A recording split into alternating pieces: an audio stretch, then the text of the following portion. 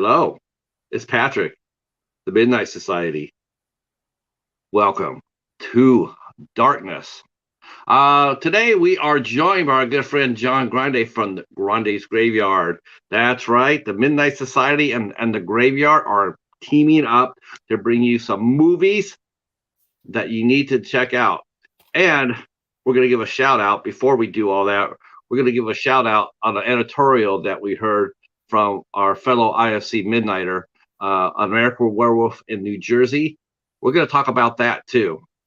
All this and a lot more here on the Midnight Society.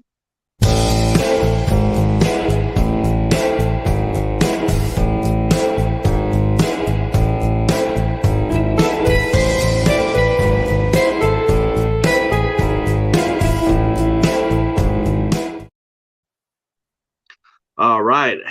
Welcome in, everybody. Welcome in. Hey, Charles, how are you? Glad you're here. John, man, this is fun. This is gonna be a fun night. I have actually been looking to do more collaborations, and I watched your channel and just your energy is just so amazing. Anybody who hasn't watched Grande's Graveyard is doing themselves a disservice, especially if you call yourself a horror fan.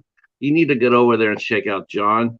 Uh, and you're on every Thursday night, right? For live Live at stream. 8:05 every Thursday, large and in charge, talking all things horror and horror goodness. And that's what we're going to be doing tonight. We're talking all things underrated horror. So welcome, everybody. I see Charles in the chat, and I see Mateo is in the chat. Ciao, Mateo. Welcome all to the Midnight Society. Pat, thank you for having me on. And more importantly, thank you for rescheduling. I apologize about the first time around. I appreciate you being open to reschedule with me. Not a problem. Hey, we all got to rally around, right? It's important sometimes that when we hit a bump in the hole, hit a hole in life, it's nice to know that you can look up and see, hands sticking down. And they may not always be the hands that sometimes it could be relatively strangers. I mean, you and I had just really gotten to know each other, but yet during crises, sometimes that's where friendships suddenly become, brotherhood. It's like you reach down there and help somebody out and stay their friend and get them through a dark spot. And hell yeah, of course. And like I said, I mean, your content is amazing, Don. I love the movies that you cover. I mean, you're only what 25? Yeah, 25. Yeah, and you're covering movies that people in your age group, they're looking at each other going like, huh? Because the only thing they know about is just what they see at the theater. Oh, Terrifier 2's here. Hell yeah! I'm putting my fanboy cap on now. But you talk about a lot of movies like a lot of your peers have no idea what they're about. Yeah, I'm old school. I'm just old school at heart. And it's funny, like you'd think 25, my demographic would probably be people around my age. It's generally people that are older. Like, a lot of my guests are probably older than 40 years old. This week, I'm doing a Candyman 30th anniversary retrospective. My guest is my good friend Don. He's a 40-year-old guy. So it's weird, but I don't know. I really just kind of click with the old school. I kind of respect the background from where these movies come from. And I don't know. I guess I'm not a part of the new demographic, even though I may be the age of the demographic. I don't know. My heart, soul, mind, it's all elsewhere, The chat is flying. Wow, we're already busy. Yeah, don't say his name. Yeah, speaking of that, look at. I mean, just if you look at the chat. Me and the Bat, we tend to draw an older crowd as well. And it's really cool, for that. I mean, we like to see the young kids in here, certainly, but we tend to trend toward the older fans, like Phil and Charles and Betty. Oh God, Betty J. Gathers. She's really cool. She loves horror films. Our good friend Jim.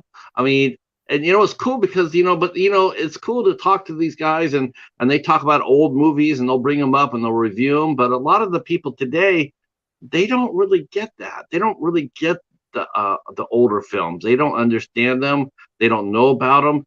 And here's a point. So a few weeks ago, okay, we another podcast had Tommy McLaughlin on from Friday the 13th, and they had him on their show, and here they are. They got this famous director, one of the icons of the series. They're talking to him, and then over on another channel, there's 30 or 40 people in there, and they're sitting there saying how much they love horror, how much they love Friday the 13th, and all this and all that. And yet, at the same time, is they don't even bother supporting the guy who's actually getting an icon. And it's just like, to me, I think a lot of horror fans today, they pay lip service. They don't really explore the roots of what they're watching, and I think that's sort of sad. It is. It's definitely because like I'll hear a lot of people my age. They'll be like, "Oh, I love the Texas Chainsaw Massacre," and they'll bring up the 2003 version, and like I just want to shake those people and be like, "God damn it, that's not the Texas Chainsaw Massacre. That's a bunch of bullshit. The Texas Chainsaw Massacre is the 1974. It's Toby Hooper and Marilyn Merns, Terry McMinn, and Ed Neal. I mean, that's the old school version, and it's crazy that a lot of these guys that they follow in the current scene, no matter who they be, they were inspired by all this old school stuff that they don't bother to look into. And that kind of always bugs me too. I'm the same way. Like, to me, it's like you can like the new stuff, but it's like I think you got to be more well rounded. And I think a lot of them, it's just like they know what they see and they don't bother to look down, memory lane. And I think that it's better to do so because you learn a lot. And so that's what I really like about your show is I always feel like when I was watching, when I come in and I was watching it, and I see all these young guys coming in and whatnot, I'm going like, well, there you go. There's someone who, because that's how we all learn. I had a mentor. When I first became a fanboy, I didn't know anything about it, but I had to rely on an older fan who opened the door and showed me what was there. As far as becoming a fan, like comic books and radio shows and novels and whatnot. And you always have to start somewhere. And I think when people come, of course, this is way before the tube, of course, but you know if I'm a young horror fan and I'm looking, well, how do I get my start? Who should, what do I watch? What should I collect or whatnot? I'd look at someone like yourself who's sitting there going like, yeah, so yeah, like Smile's a great movie, but you could do better. You go back deeper, go deeper. That movie will be here when you want it, but you want to go back to the old school, especially now with physical media being such an endangered species. If you want to become a fanboy and also a film collector, you want to try to get some of these movies that are out now that have been out before. You want to get them now because they're going to become harder to find at a decent price. Exactly. And like, old school movies like this, like you're never going to find Schoolgirls and Chains on a streaming service. You're never going to find, The Sexorcist, aka the Eerie Midnight Picture Show. You're never going to find some of these movies on streaming. So I think you're right. It emphasizes how important physical media collecting is, but you're right. It's dying. It's sad that it's dying, but it is what it is. I guess it's just a part of the new wave. We hope that we definitely hope that it'll bounce back, and I think it I have to think that it will. I do. I hold out hope that we will get it. It'll come back. But for the younger fans who are just now getting into horror, now is the time to go back and discover the roots and collect it while you can, so we can appreciate today's movies a little bit more, or appreciate the movies from the past a little bit more. Because sometimes you go back to the past and you go like, you see the movies today and go like, wow, this is not very good. But then you go back to the past and all of a sudden you rediscover it, or you get away from the big studio releases and you go independent, and then you find out some really good hidden gems. Movies that they're out there, but you just haven't found them yet. And that's, and I really like this theme for our show tonight, which is that, hidden gems, because there are a lot of movies out there that people, and well, let me just bring up an American Werewolf in New Jersey.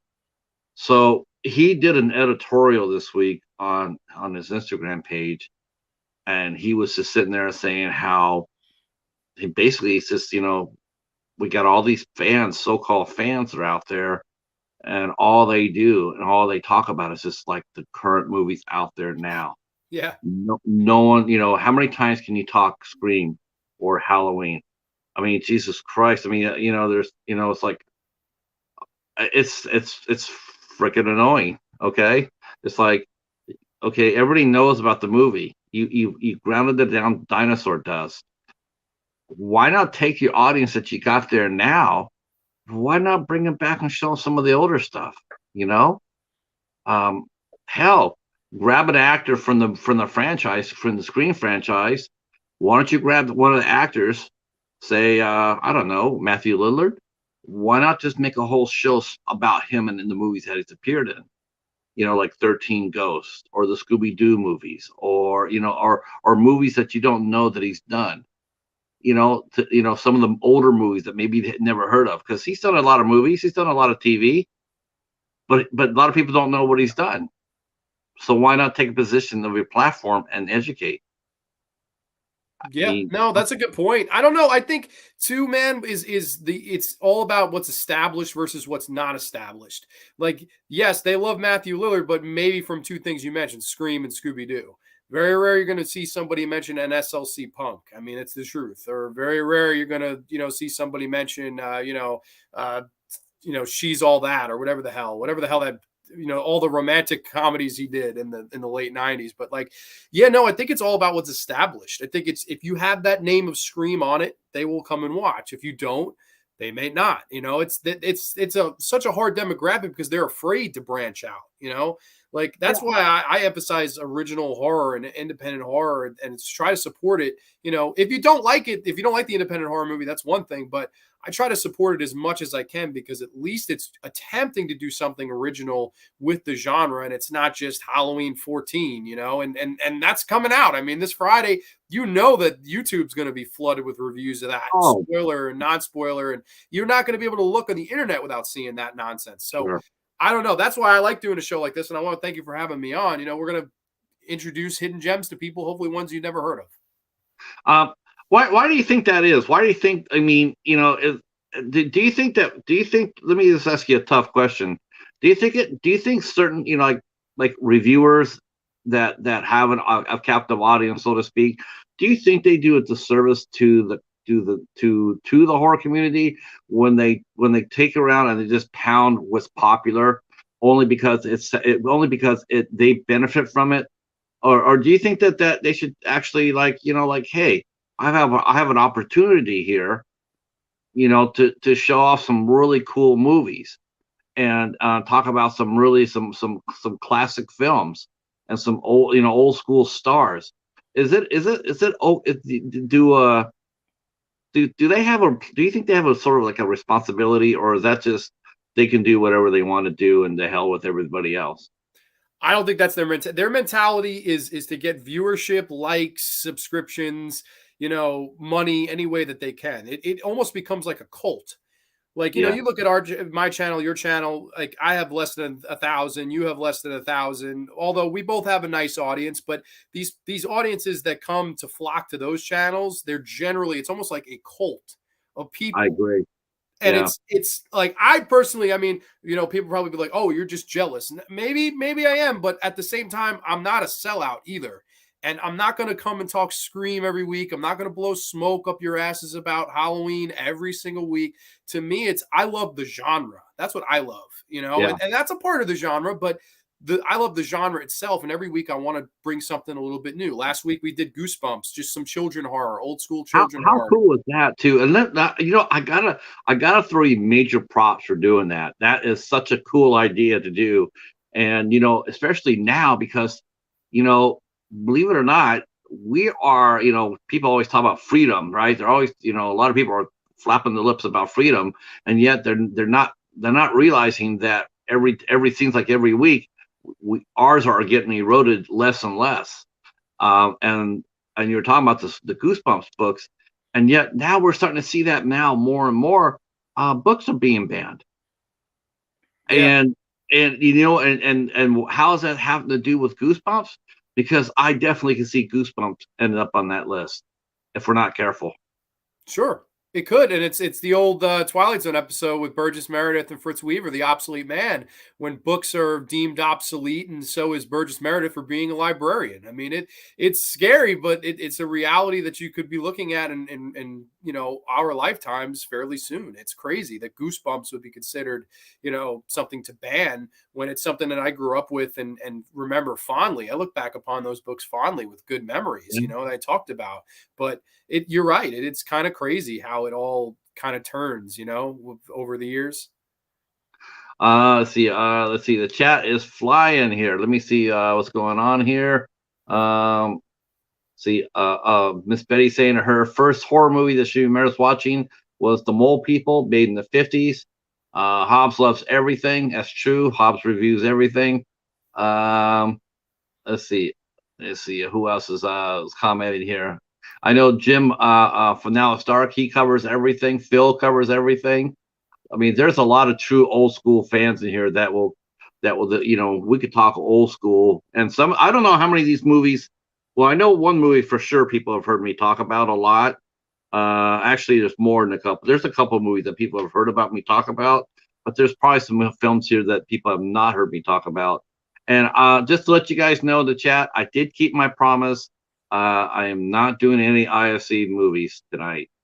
That would be an easy way to get to do this. I could just grab my first 5, and it would fit the criteria. But I thought, don't be lazy. Don't be lazy. Get in there, talk about some movies that you really liked, that you really enjoyed, and you did as well. I can't wait to see the 5 you got. I think they're going to be exciting as hell. And we'll invite the chat to come out there too. I want, here's your challenge today, chat. Talk about, share the movie that you feel is your most hidden gem in your collection. In your collection, what film do you consider the one movie that people don't know about and that you wish that they did? Mike from American Werewolf, he went on the editorial and he was saying that. He was saying how, we are as a horror, and here we are, we're talking about Scream, we're talking about Halloween again. These are franchises that are, between 25 to 40 years old, and that's all we're getting. We're not getting anything new or fresh because the fans say they want it, but they don't. They don't want it because they go out there to keep on supporting these movies that are being cranked out.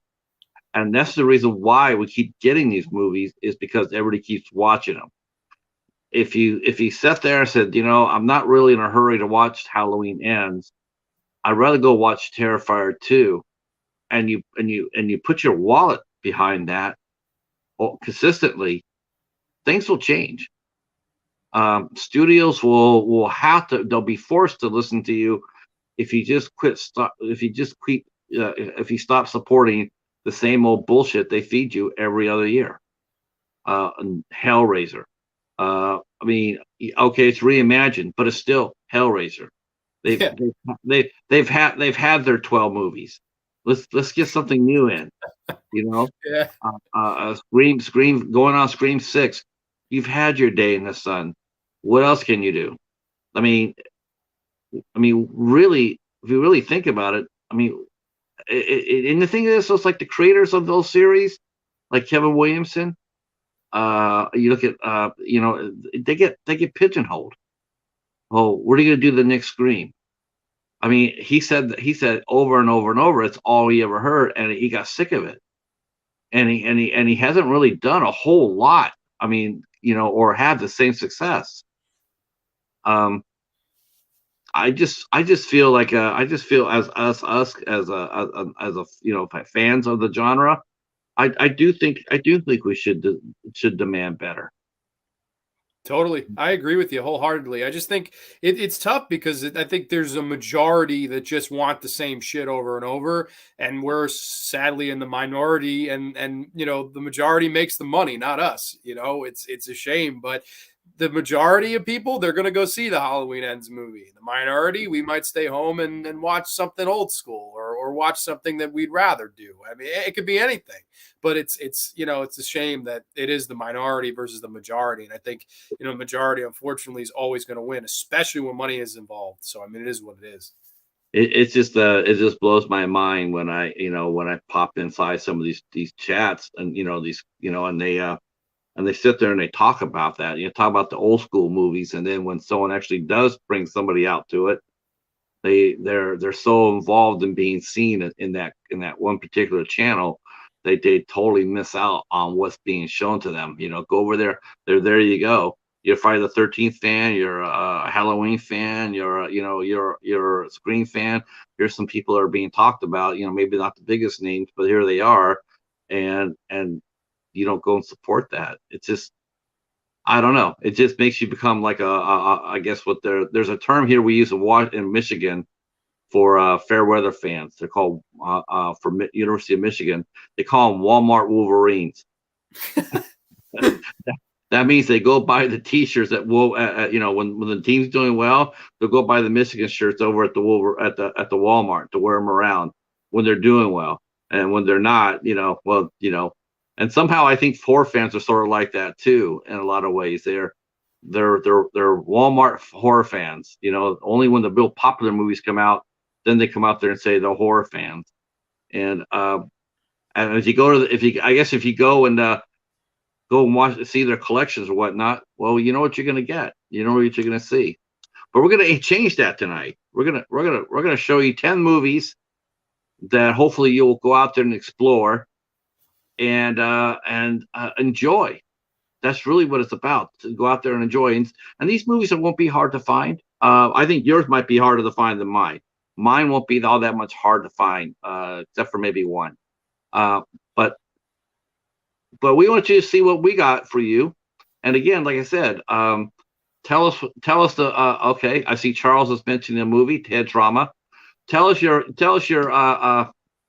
bandwagon fans are everywhere. Yes, Cal. That's yeah. So drop your favorite hidden gem in the chat. We're gonna go ahead. We're gonna alternate, and then we're gonna talk a little bit of the movies that we got, and see where we go from there. And since you are our guest here on the Midnight Society, John, you may lead this party off. Hell yeah, that sounds like a plan. Well, first off the bat, a lot of haunted house movies, there's a lot of them out there, and there's a lot of them that get a lot of buzz. Recent days, the Conjuring movies, those get a lot of buzz. The Amityville Horror, the original, it's another one that gets a lot of buzz. Poltergeist, a ton of haunted house movies out there that get their due and their day in the sun. But in my opinion, the greatest haunted house movie of all time is this one here from the year 1976. And it is from writer-director Dan Curtis, who you may remember from a little show called Dark Shadows. You may remember him from a little TV horror movie called Trilogy of Terror. But I always remember from this movie right here, 1976's Burnt Offerings. Yes, Burnt Offerings. My all-time favorite haunted house movie, and one that I think more people need to see. All-star cast. I mean, you have Karen Black, who's a horror icon. Oliver Reed, who I always loved and remember in films like The Brood. You have Bette Davis, who I think is the all-time greatest actress that there ever was, whether it be All About Eve, whether it be, Hush Hush Sweet Charlotte, or whatever happened to Baby Jane. Just the greatest actress to ever do it. And, of course, you have small role from Burgess Meredith. The same year he did Rocky, funny enough. So cool to see him in there. This is my all-time favorite haunted house movie, and I think you were mentioning that you love this one too, Pat. Am I right? If so, what do you like about it? It was creepy as hell. It was creepy as hell. It was very effective too, because the story, you didn't know where the story was going to go. It really it was a little it was edgy, and what really was cool about that time period was A-list actors were doing horror films back then. Like A-listers now rarely do horror, and they haven't done it for a very long time. But back in the late 60s to the 70s, maybe about toward the end of the 70s, he had A-listers doing big horror films. And that's why a lot of 70s, I mean, a lot of people, they mentioned the 80s being the golden age of horror.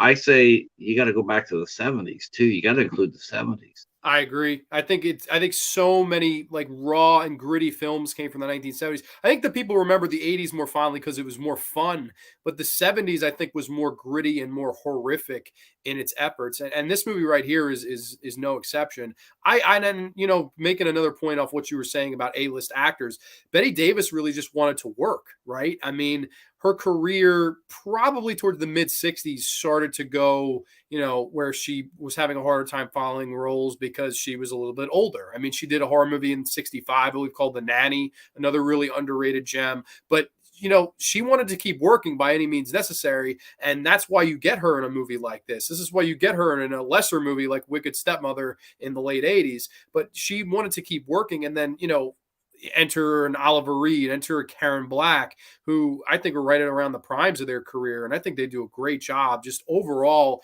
the cast in this movie immediately attracts me to it.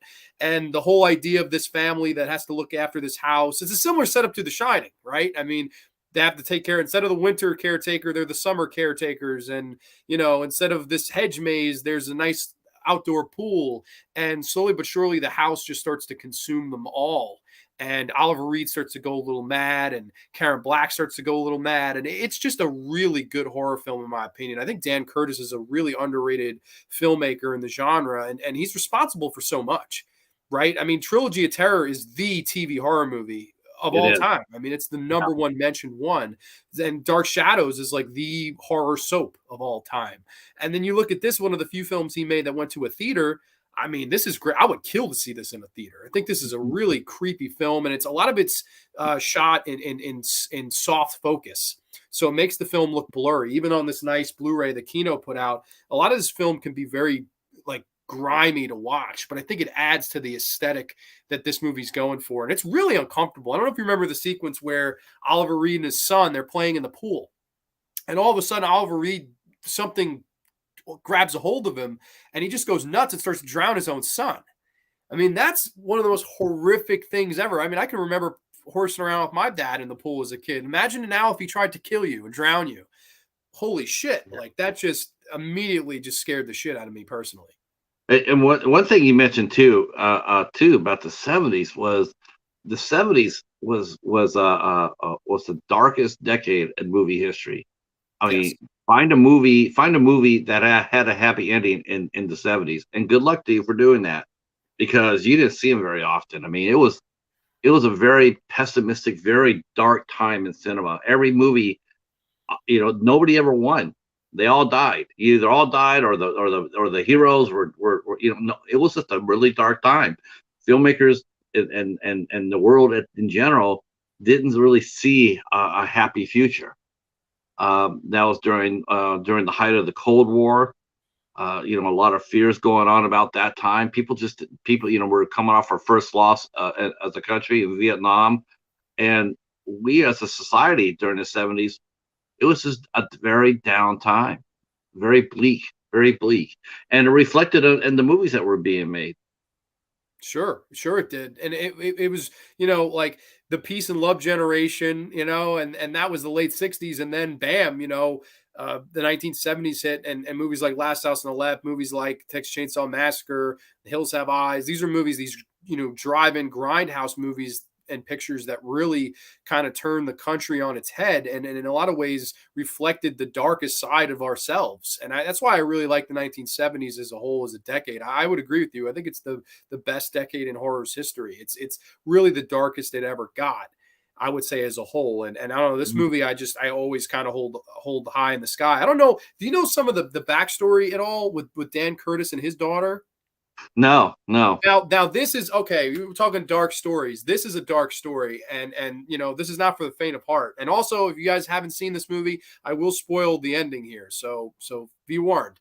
The ending of this movie, Karen Black, she's taking care of the mother of Burgess Meredith in this house, and then of course the big twist is she turns into the mother and throws Oliver Reed out the window, and he smashes into the car, blood everywhere, and then the son ends up getting crushed by the chimney. Now, filming that must have been really hard for Dan Curtis. Dan Curtis's daughter, unfortunately, was a hardcore drug addict. And Mm. unfortunately, just a few months into filming, she took some kind of, I don't know if it was acid or some kind of crazy hallucinogen. and she got to a roof of some party where she was at, jumped off, claimed she could fly, and died. And they had to stop filming on Burnt Offerings for a few months. And then the first day they come back, they had to shoot the Oliver Reed scene where he's jumping, thrown out the window and crashing. I mean, that's like, holy shit. Like, I don't think I could do that, man. Like, I I don't think, know. That's what I can turn around to your second director and say, yeah, can you take over for the day? yeah, like, Yeah. Jesus Christ. It sort of reminds me of what happened to Zack Snyder and his daughter. You know, that's the Sure. same thing happened to him. His daughter OD'd, and you know, and he had and back then I'm not sure how long he got time off, but Curtis did. But he had to come back and finish the movie. I mean, Yes. Snyder got a chance to walk away and to deal with what happened to him, but Curtis didn't have that luxury. The studios they were sympathetic, but they weren't exactly like, okay, we're going to get another director in here. You know, you go take care of your family, and yeah, what a rough spot to come back in. Yeah. I couldn't imagine. I wonder how many times he did not see his movie. Yeah. No, I mean, I would have a hard time watching that and like knowing I have to go back and film that my first day back. I mean, that must have given him some crazy, PTSD. But I definitely think, this movie is really effective, like in all fronts. I really like Burnt Offerings. It's one that I watch every October. I think it's a perfect Halloween night movie personally. And the music box score, just the creepy, whimsical. I don't know. To me, this entire movie just really works. It's a haunted house movie I wish got more love. Yeah, you know what? And the thing is, though, is like you got yours at Kino Lorber, so they're out there. I mean, it's out there. You'll have to look for it. What studio put that out? This is Kino Lorber. Uh, Originally, well, the original studio was it? The original studio, MGM. MGM. Wow, you would think. You know what? Okay, so actually, you probably would be able to find. I think you'd be able to find a copy of that on the secondary market in case you didn't want to do the Kino Lorber, because that but then again the Kino Lorber does have all the bells and whistles. So, but this movie's and it doesn't get played out a lot either, does it? No, I never see this on TV or anything like that. This is one I remember renting as a kid in my grandmother's old summer home. And I was just floored. I was like, damn, like that's a haunted house movie, man. Like I remember just being like, that's what it's all about. And then years and years gone on, I never hear anybody mention the movie.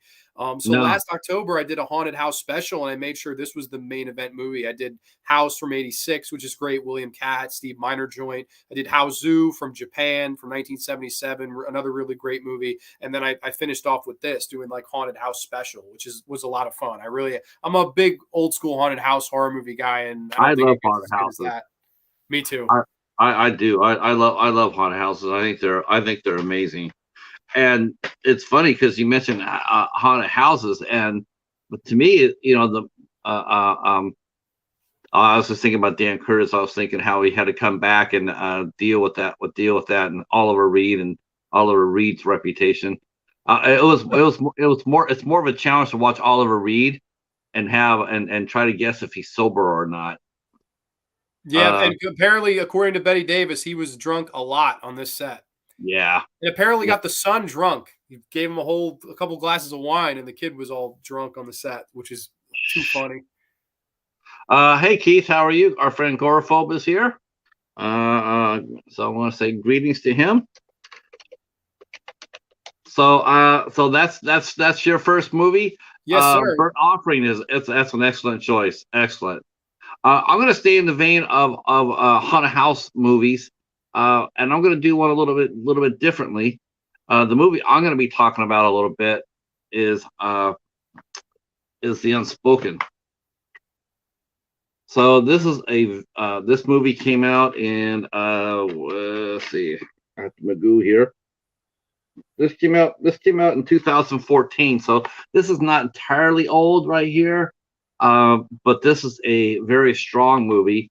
Came out on Anchor Bay. Anchor Bay released it, and which Anchor Bay is no more, fortunately. Rest in peace. Yeah, I miss it. Whenever I go hunting, I'm always looking for any Anchor Bays. And this is basically a movie about. Let's see. I'll read the back of it for you guys. It says 1997, the close knit Anderson family vanished from their home. No bodies were ever found. For years, the house remained undisturbed until now. When a mother and her troubled son move in, a local babysitter makes an unexpected connection with the boy, unlocking the dark secrets within the house. So this is another haunted house movie too. This is stars Jodelle Ferland, who has played in a lot of horror genre movies. And it has Neil McDonough in it. He's done some horror as well. It was really good to see him in this movie because he actually plays a good guy in this movie. And now what really made this movie stand out for me too was most of the time he's always playing the bad guy, but he's actually plays the father in this, and it's a strong movie. There is a twist at the very end of it. Because this house and how they have to deal with it. The house is evil as hell, and it tries to do the same thing as burnt offerings. It tries to capture the people and keep them within the house. There is the evil presence within, but what that presence is, and where it is at, is what makes this movie a keeper, because you don't see it until the very last frame of the movie. And it's a sparkler. Didn't see it coming. Acting was strong. I liked the acting. Young cast. This was directed by Sheldon Wilson. Don't really know much about his work, but I mean he did a nice job here. Let's see. I can tell you a little bit more about this because I think you should hear about it. So it has a good cast, like I said. It has a lot of young faces that are coming up, including our good friend Lachlan Monroe, who plays the dad. Neil McDonough plays the sheriff.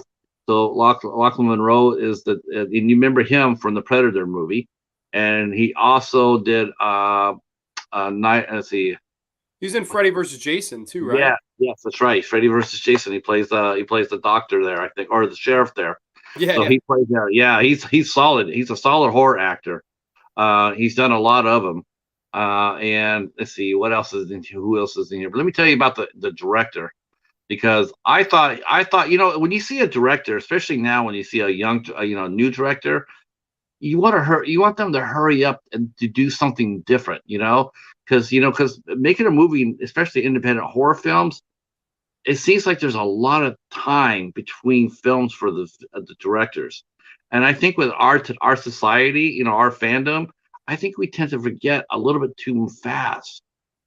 A movie will come out and like 6 months later, unless it's a major hit, a lot of times the director will just get overlooked. They won't get necessarily another shot. But he did a movie called The Hollow. He did A Night Before Halloween. He has done some other movies including one called Dead in the Water, which is another TV movie. So the director Sheldon Wilson has made some fine films, including one called Scarecrow that was a made for TV movie. And of course, we know about scarecrows in TV movies; they have a good history. But you guys already know about that movie, so we won't talk about that. The big movie, the big catch in this movie though is definitely the ending, because it kicks off. It just kicks off. Once you see it, you go like, oh, and I highly recommend it. This one might be a little hard to find though, because of the Anchor Bay. I don't think it's been released. I don't think it's been released on any of the other boutique labels as of yet. It might be still too young for that, to get that treatment. So you might have to go on secondary markets. I didn't even see this during Dollar Tree sales. I didn't even see this. You know how those go. I didn't even see this then. So you're gonna have to look. You're gonna have to look for this one. Sure. What do you think about the? We talked a little bit about the franchises. It just in your just for you, how long do you think a franchise should go before they end the story? Do you think they should go 3 movies, 5 movies, 6 movies? I mean, not until the franchise stops making money. But I'm talking about just story wise. how many movies do you think an average franchise should do to stay relevant? I think it's definitely one of those things. It depends on what case. I think there are some franchises that should start or stop, a lot sooner than they do. But it's funny. Like I always point to Rocky. Like Rocky 4 should have been it. Like Rocky's the world champion. He's being cheered in Russia. He's on top of the world. I mean, it just sometimes you got to just go out on top, and then they just don't. And then you look at Rocky 5, and it's not nearly as good as the first four. And then, Rocky Balboa, which I think was okay. I think was a really, a nice storybook little ending. And then, of course, let's do Creed. Let's do another Creed. It really, they go by how much money these make. And they go by, all of these people and what they want to see more and more and more. So I don't know. As far as putting a cap on it, it really depends. I think there are some that never should be franchises. Texas Chainsaw Massacre never should have been a franchise. And, Candyman, perfect example. We talk about that this week. That never should have been that should have been one and done. It never needed a sequel.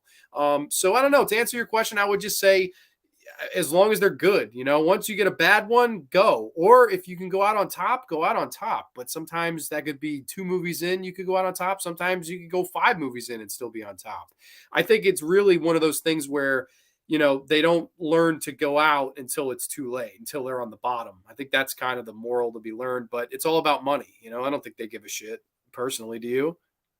You like to think that they do, like for the Rocky franchise. I think every movie there, except for maybe 5, I think every single one there really.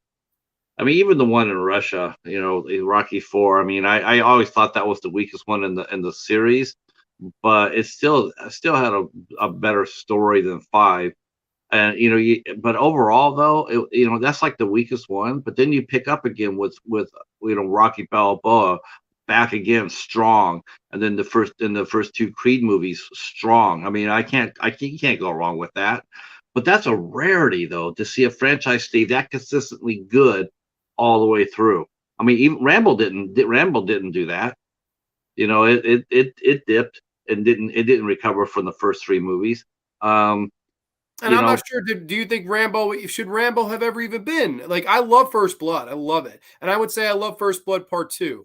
But Rambo 3, I don't know. I like Rambo from 2008. I think it's an okay movie. And then the Rambo Last Blood was, I think, the worst. I mean, it just basically became Taken with Stallone, and they sold it with the Rambo name. But it's like a lot of these, they just don't go out on top, or they don't know when to quit, And I don't know. Did Rambo First Blood really need to be a franchise? I don't think so. I mean, I like the second one, but did it have to be? To me, it told everything you had to tell in the first one.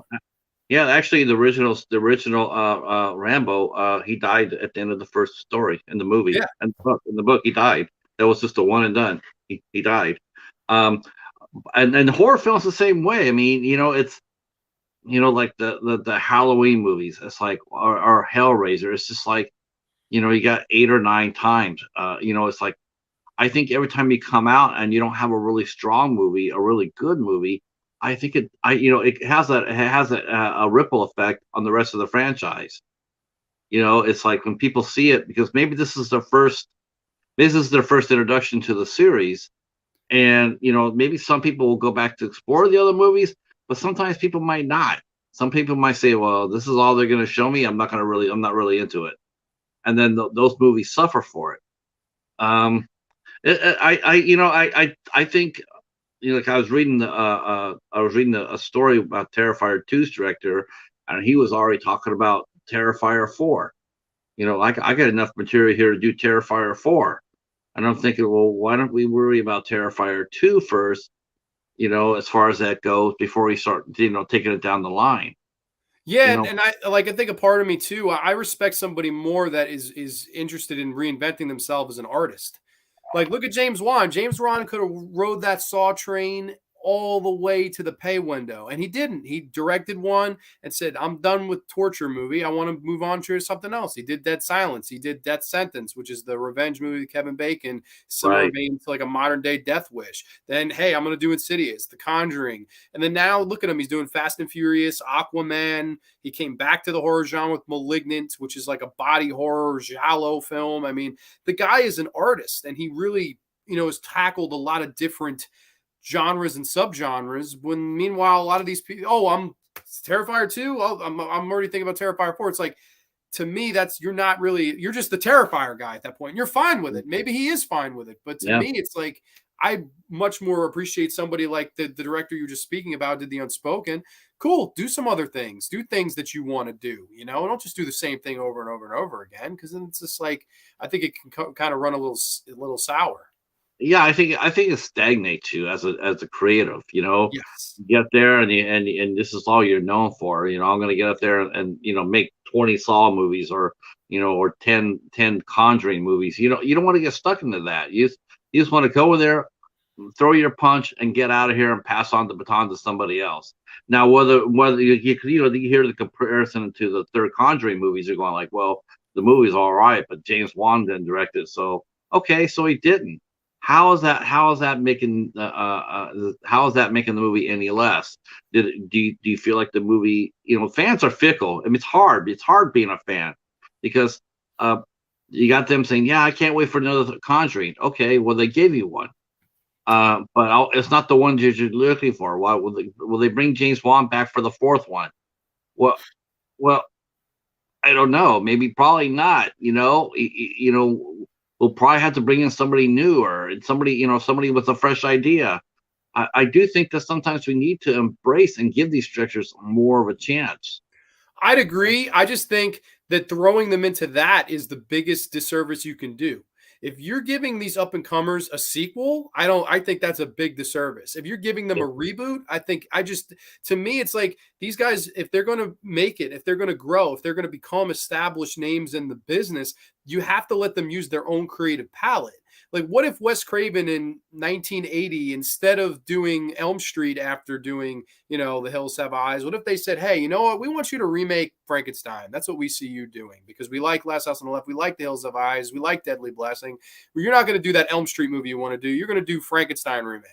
You would have robbed of a Nightmare on Elm Street, one of the all-time great horror films. This is why, to me, these guys, you have to let them be creative and do what they want to do. If they want to do a remake, sure, John Carpenter did The Thing. But to me, it's a huge disservice to just hand him The Conjuring 4 because that's exactly what you're doing. I'm handing you a sequel that I don't want to do. And yeah, you might be able to do some things with it, but at the end of the day, it's just somebody else's gig that you're kind of just filling in for. And, I'm going to put my name on the top of the movie, but I think you're hurting these people more than you're helping them. I think you should give them the money for them to do what they want to do if you truly believe in their talent, which I don't think they do. I think a lot of them, it's just Michael Chaves, you're the Conjuring guy. You're the La Lorena guy. I don't think that's right. I think it's actually quite wrong. It's you're crippling their talent. And then we get, it goes back to where we're seeing the same regurgitated crap we've been seeing for years. I mean, you're right. You're right about that. Having especially giving them a franchise movie as their first movie. I mean, much less forget that you did the other two movies, but this is your first movie. Here's the keys. Now you get to go make a franchise movie. I mean, the pressure is just got to be insanely intense. It's like, okay, how do I make this work when there's already a set formula? How can I be fresh and stay relevant and hopefully get another movie out of it? That's really what you're doing. You basically are auditioning to chance to bring a story that you want to bring to the table by making a franchise movie, which could not work, and you could be on your ass. Look at Josh Trank, prime example. Sure. He made Chronicle, absolutely brilliant film. Love it. And then he sat around and they gave him the keys to the Fantastic Four, and I think it's ruined. I don't think he'll recover from that. No, he never will. His whole reputation is ruined now, and Mhm. that's what happens. But I agree with you. You look at Chronicle, I do. I agree. It's a brilliant film. It's a short film too. It's not something that is a crazy long time to invest in. It's a quick movie, found footage, creative, good acting, and that guy. You're right. They gave him the Fantastic Four keys, and depending on who you ask, someone dropped the ball. He blames the studio. Studio blames him. His whole career is ruined because of that. To me, it's if you hand somebody the Conjuring 4, you're just handing them a death sentence. You are, because you're going to instantly be compared to James Wan, and that's tough to do off the bat. If I'm a first time director, I'm behind the eight ball if you're going to compare me to that guy. It's just not fair, and I think that's what's nice about the independent market. I'm not going to compare their films to anybody's films but their own. I'm going to Yeah. judge it on its own two legs, and whether I like it or not, that's to me the only criteria you should judge a movie like that. And Anchor Bay direct to DVD, that's cool though. I mean, I love the old school Anchor Bay DVD blind buys I used to do back in the day, and that's one that I definitely would like to check out. Maybe hopefully I run across it. Hopefully you do too.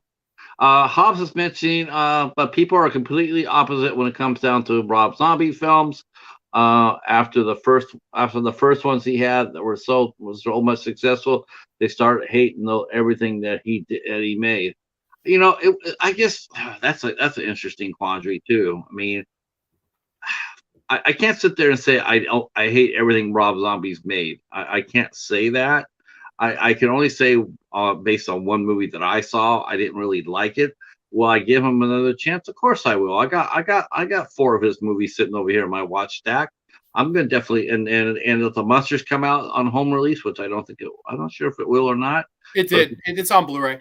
is it okay? Yeah. Sweet. So I definitely will want to take a look at that. Um, but yeah, you know what? I would. I mean, Rob Zombie. He came out swinging. He came out and doing a original film. Um, it was a little bit for me. It was a little bit over the top.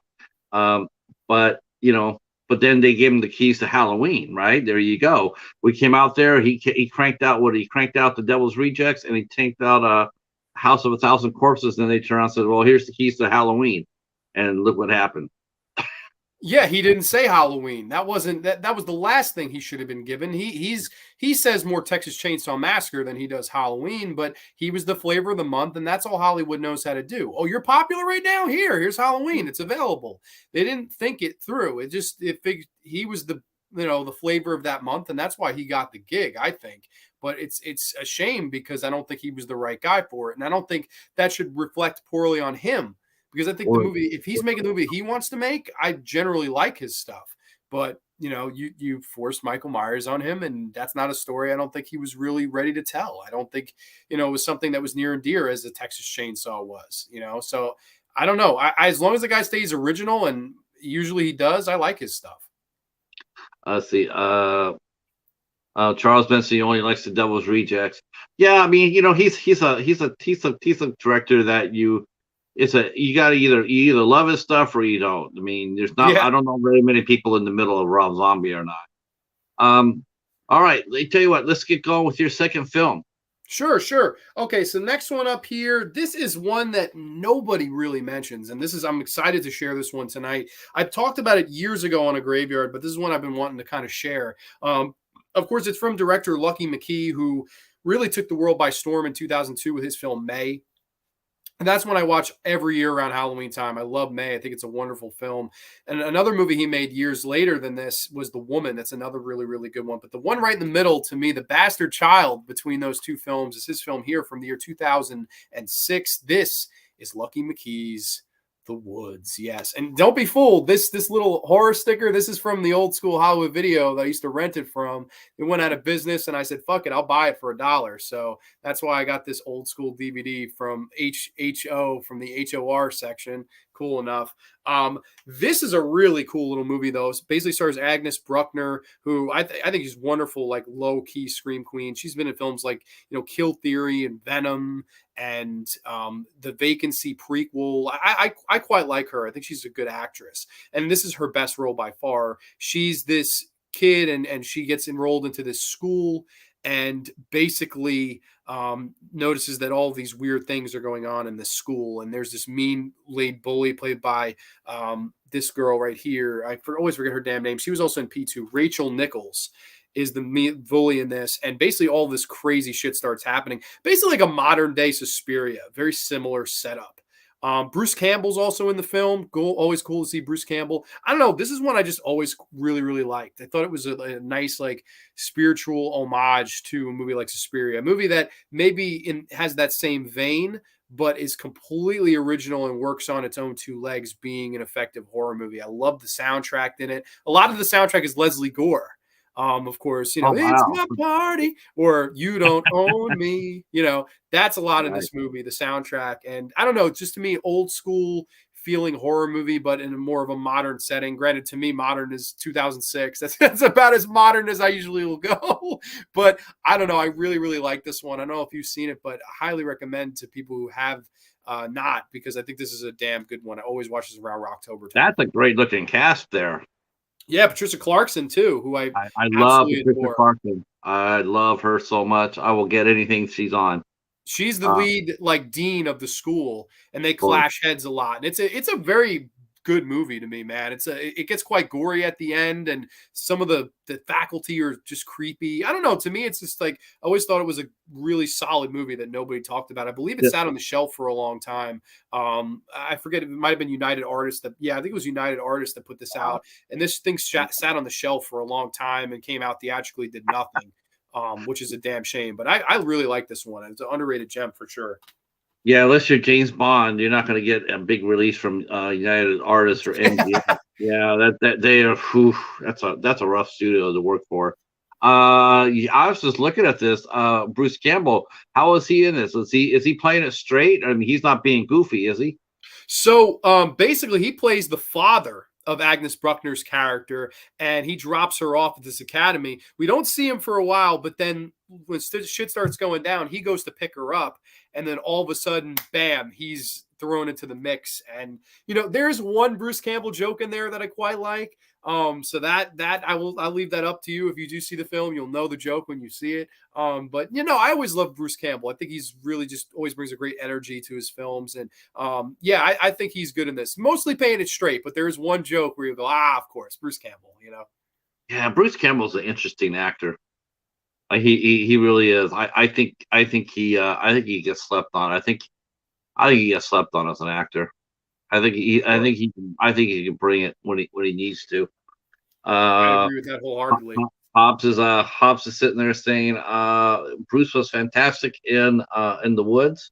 Oh, we got another fan. God bless. I'm stoked somebody else likes it. Hmm. Hey Tatum, how are you? Glad you're here. Glad you're here. We're talking about hidden gems. Yeah, I love Patricia Clarkson. I'm a huge fan of hers. I got several of her films as well. Um, Lucky McKee. Didn't he do a couple of movies that were controversial, or am I thinking that wrong? So he did the Woman, which was a little bit controversial. That's a really good movie, and he's also done May, which is, in my opinion, to this day his best movie. It celebrates its 20th anniversary this year. Of course, he's great friends with Angela Bettis. She's in a lot of his films. It's funny. She's noticeably, when I first watched this, she's missing. She's not in this film, but she technically is. There's some creepy scenes where you'll hear, like, all these noises in the woods. Apparently he hired her to do voiceovers for the voices in the woods. So that's Angela Bettis. So he sort of got her in there, her being, his main actress to use in films. She was a little bit old for the lead role. And I don't know, I just always really liked her. I thought she was great. Funny enough, she acted with Patricia Clarkson in the Carrie 2002 remake, which I always Okay. thought was actually quite a good interpretation of that story. A lot better than the 2013 one. Oh, that's the one. Carrie 2. That's Carrie 2. Rage. So Carrie 2 Rage is 99, and then the Chloe Grace Moretz one is 2013. That's my least favorite version. I love the De Palma. De Palma Carrie is the best. And then the Rage Carrie 2 is okay. It's like an American Pie meets Carrie. And then they remade it in '02 with Patricia Clarkson playing the mother role. She did a really good job. Wow. Like, I didn't think you could top the woman in the original. Her name escapes me. Piper Laurie. Piper Laurie. Piper Laurie. I didn't think you could top Piper Laurie, but Patricia Clarkson came damn close. She was great. She's fantastic. She's fantastic. Yeah. All right. I'm gonna go with this is a lot of fun. I'm gonna go with for me. This is a movie that I picked up as a blind buy. I read a little bit about it, didn't know too much, but I picked it up anyway, mostly because of the cast. But then I watched it, and I was just absolutely captivated. This is actually, I think it was either my first or my second movie. I think my first movie, my favorite movie of the year when it came out, and that is White Chamber. Ooh. So White Chamber is a bioengineering horror movie. Oh, sort of like a war horror movie, and stars Sean McDonald from The Descent, and Odette Ferrier from the Mummy series. And basically, it's world's at war. It's just a set in the future, and the world's at war, and one side's trying to get over on the other, and they're doing testing on live subjects. They're torturing them with different different potions and what have you, and they capture the rebel leader, and basically is how far would you go to how far will you go to to before you lose yourself by doing torture. And they have conversations in between with the prisoner and the keepers, and then slowly but surely it becomes reversed to whereas the rebel leaders they get a hold of all these scientists that have been torturing them, and they get to reverse it at the end of the movie.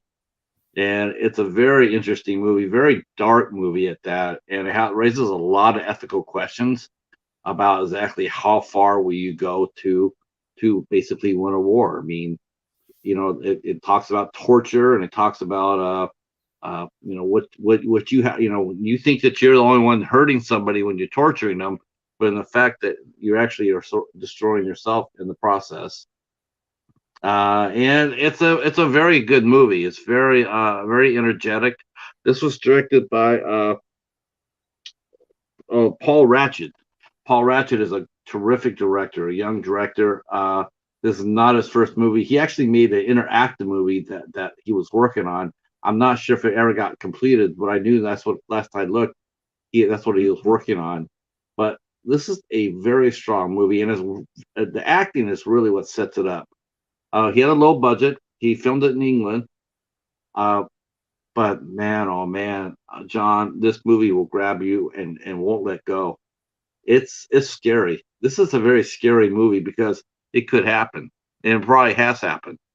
And we don't know because this when I was watching this, it's reminded me of when the scandal came out about the U.S. was torturing prisoners on the CIA planes. They were flying the planes all across all over, and on the planes they were torturing prisoners of war. And this is basically almost it doesn't it's just not quite there because it's set in a setting, and it's a scientific like prison because it's they're experimenting. And it's a horrific film. It's a horrific film. It will stay with you. It's disturbing, but it's one that you definitely want to watch, and you'll watch it again. That's Um, awesome, man. Let me ask you this. Now, you were saying that, they go through some, raising ethical questions and stuff. Do you feel all is fair in war?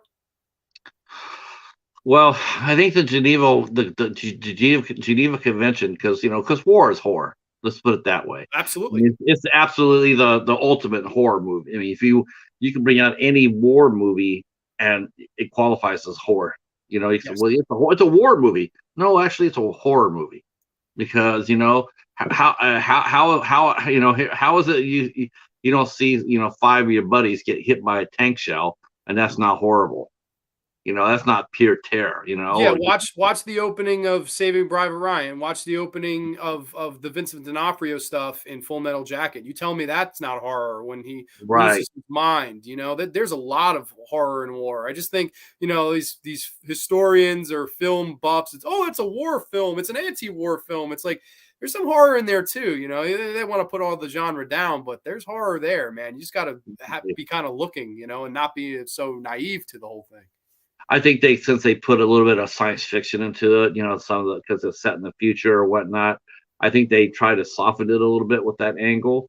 Sure. But do I feel horror? Are you asking me about war about all fair and war? Well, we put the Geneva Convention in play to stop that. That's what it was supposed to be for. It was supposed to be for like when prisoners gave up, they fought until they couldn't fight, then they'd be able to give up and then go to prisoners of war camp.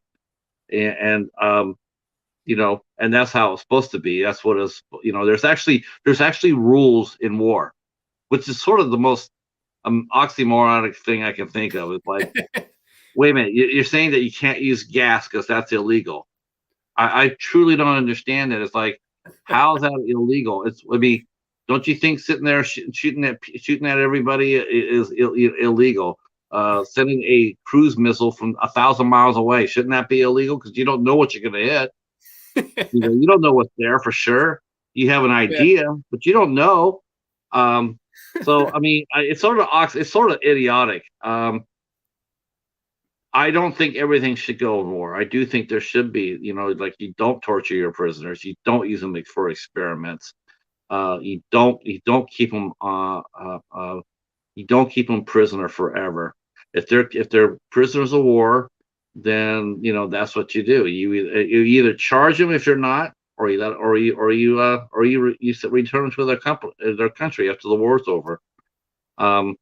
Or you charge them for war crimes. If they're found guilty of war crimes, you execute them as prisoner of war crimes. There should be no prison time for war criminals. Well, yeah, we're going to send this guy away for 15 years, or we're going to lock him up for life. No, I don't think you should do that. I think you should just look, if they're convicted of it, take them out and administer justice. But no, there should be no torture, not at all. What about you? I don't know, man. It's a hard question because it's like you're right. Like with your whole point of the shouldn't shooting some be illegal, and if gas is illegal, and that's a good point. I don't really know. I think all might be fair in love and war. That's the old saying, but doesn't seem like people are playing that way all the time. I think there's some that do and some that don't, but I think that's what's horrific about it, and it could be quite a horrific thing. I think that's, it's a cool, I'm actually happy you brought that one up in particular because, it does go to show you that even though they put that sci-fi twist on it, war can still be considered horrific. And especially in a setting like that and in a movie like that. So that's another one that I'll have to add to the watch list. I'm glad we're doing this because you're giving me ones to watch. I actually haven't seen all the ones in your list.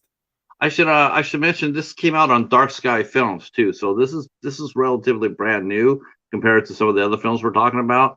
So you should be able to get this. You should be able to get this pretty easily on Amazon or eBay. You should be able to find it pretty much. White Chamber. And of course, they have Shauna McDonald in it, and of course, she shot the fame in The Descent. Mm-hmm. That was where she. And then Oded Ferrer, he became famous for the Mummy movies and also the Evil Dead series. And he's a terrific actor and one of my favorites. And but I knew nothing about this when I got it. I just had heard some decently good things about it. And I just said, you know what, I'm going to take it. I want to watch it. So I did not expect it to be nearly as good as it was. And this was my number one movie of the year. I think it was 2019, 2018 that I saw this. And it was this is the best movie I saw that year that I reviewed. That's awesome. I'll definitely throw that to the list. Kal-El says you're going to torture Halloween and Scream fans. Yeah, we could. Yeah. Well, you know what? Maybe we will have them all sit down, and we're gonna put Burt Offerings and White Chamber up there, and make them all watch some good horror films for a change. Hell yeah, let's do it. Yeah, I'll provide the popcorn. We'll get some Orville Redenbacher in this son of a bitch. Maybe that's a little Mountain Dew. That's right. Get some Dr. Pepper. Let's get it cracking. That's what I'm saying. All right, John. What you got for your house for film number 3? So film number 3, we've got, it's funny because the DVD, the Blu-ray pretty much covers most of the other movie, which I mean is what it is, but this is one that we don't have to spend crazy time on if you don't want to, but this is an Italian ripoff film of course, The Exorcist. This is the Eerie Midnight Horror Show. I'm going to show that up here, just on the bottom here. The Eerie Midnight Horror Show, and it's Okay. also known in Italy as The Sexorcist. Yes, so this is an Italian ripoff Exorcist movie where all freaking hell breaks loose and every single rule in the book is broken. This basically, involves this young girl who gets taken over by the devil. And instead of, her, head spinning around or walking like a crab or throwing up pea soup on people, she all of a sudden becomes very horny and wants to fuck everyone, and including her own father. And that leads to some crazy incestuous scenes in this movie. And this is an absolute fucking riot. Some of the wildest dialogue you will ever see.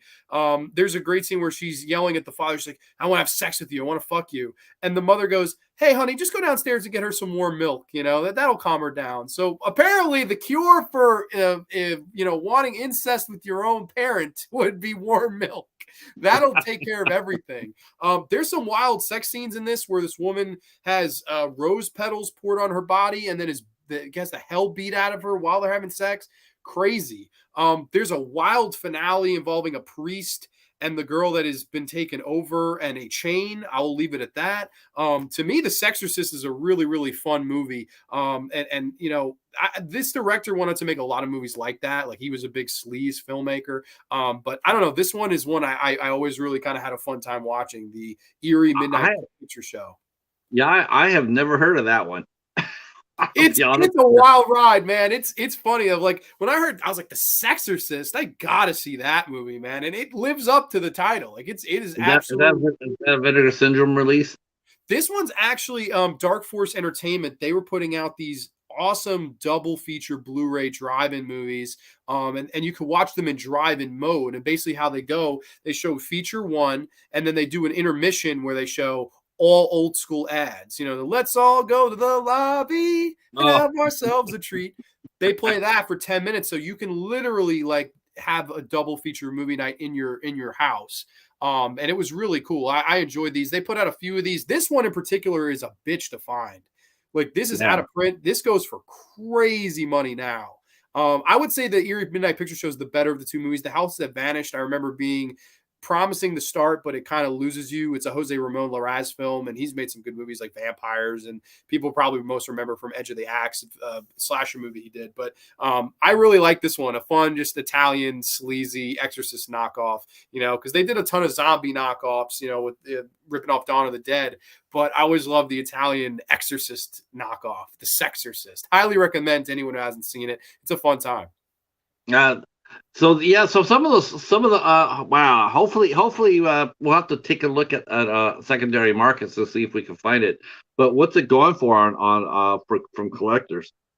I could look really quick. I honestly don't know. I got it in a steal. This guy was selling it and he didn't know what he had, and I got it for like $10. But here, let's see. I can look it up really quick. There's a lot of fun Exorcist movies. Like oh my god, yeah, no, I know. And that one in particular, I was like, oh my god, I want to get at least one of these on here to mention to people that maybe haven't seen it. Let's see what this Blu-ray goes for now. I just searched it. $60 on eBay. Wow, so it's a little bit expensive. Yeah, that's a lot of money. I see it for 82, 60. 35, but this looks like a DVD 35. So it looks like $60 bottom line on Blu-ray to get this. And honestly, I'm not even gonna lie to you, these movies don't look incredible in HD. Like, they're not like, you can easily get probably a DVD of the Eerie Midnight Picture Show. And also like this cut of The House That Vanished is cut. So it cut a little gore, cut a little nudity out. So I don't know if people want to see their films uncut. I would not recommend The House That Vanished on this release in particular. It's a little bit cut. You can watch it uncut on YouTube. Does the cuts hurt the movie? Does it hurt the story?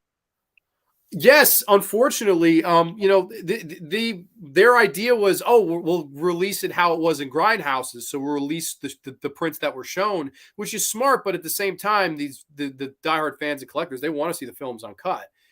Sure. Like, for example, there's a scene where this lady she's getting undressed and they cut it. And I'm sure there's some people, damn, it was a beautiful looking woman. God damn it, you cut it, and that happens. I like the two movies. I'm happy, to have the release, but it's definitely the second picture especially is very watered down, unfortunately. The section, so it's I'm gonna have to keep an eye out for that one. Let's see. Let's see. Who's mentioning? Kal-El's mentioning The Good Son. Love The Good That's a good Son. movie too. Yeah, that's the one with Macaulay Culkin in it, right? Yes, and Elijah Wood. Yes, very when they were both very young. Yeah, Great yeah. And movie. I think Macaulay Culkin. I think he opened up a lot of people's eyes with that role. He's a really talented actor. I don't know if you ever saw Party Monster. That's another one that I always really liked, man. He's a Yeah, I good heard about actor. that. I saw that. I saw that when it played at the Art House Theater in San Jose when it came out. I remember that. I remember he got a lot of acclaim for that. He's Uh, good, man. Like, I know they wanted him for a long time. They wanted him to be in the remake of Willard. They ended up getting Crispin Glover, who was perfect, but man, I think Macaulay Culkin would have knocked that out of the park too. He's a weird guy. yes, so's Crispin, Crispin's but great, man. in a good way. Yeah, Crispin Uh, was born to play a guy who had a pet rat. But what's your next pick, brother? my next pick is some folks will know this movie right away, uh, and that is let me bring it up because I want to bring up some of the people. Talk about some of the people. Uh, this was a trippy movie for sure, and it's a good one. Let's see. The movie I'm going to be talking about next is from 2014. Like I said, mine are not overly old. I mean, they're pretty recent, but again, nobody knows about them, and that's the thing. That's the thing about it. It's like you think of a relatively new movie. 8 years is considered new, and people just don't know about it. But I do know that there are a couple of people in the chat that do know about this movie, and the movie I'm talking about is 2014's The House on Cuckoo Lane. Love the cover art. Oh, the cover art is insane. That's brilliant.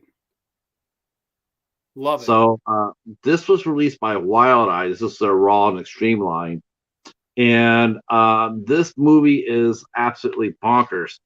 It has a sort of a Ring type feel to it, like if you know how if you watch the Ring movie, and then after that, then you start seeing things, and then you have to keep moving. You have to keep moving the tape forward.